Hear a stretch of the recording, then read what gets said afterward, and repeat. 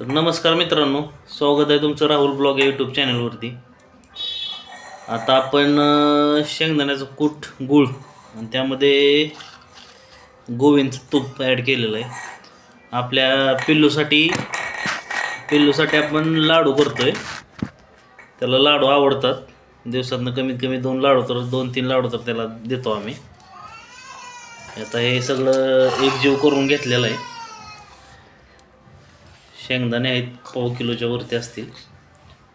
गूळ टाकला आहे किसून आणि तूप हे सगळं एकजीव केलं आहे. आता लाडू बांधतो.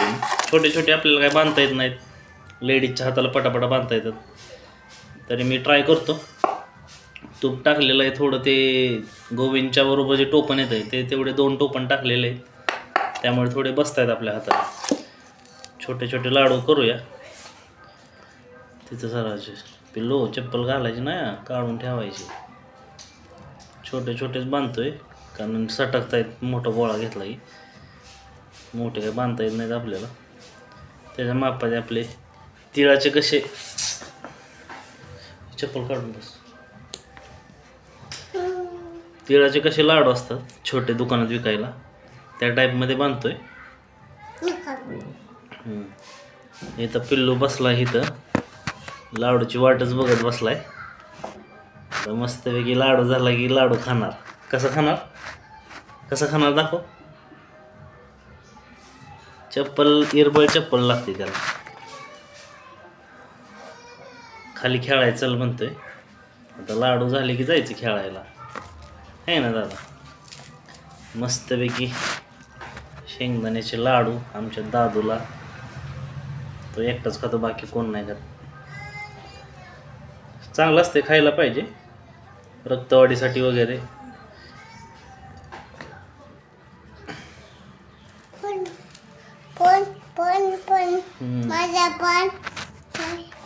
तुझं गाणं म्हणून दाखव. बदका बदका म्हणून दाखव. तू सांग की तुला काय काय अभ्यास आहे. तू जानेवारी फेब्रुवारी जानेवारी मग तुझा अभ्यास सांग. पप्पाला सांग अभ्यास. जानेवारी, फेब्रुवारी, मार्च, एप्रिल, मे झाल्या. मे परत म्हण. मे झाल्या काय. मे, जून,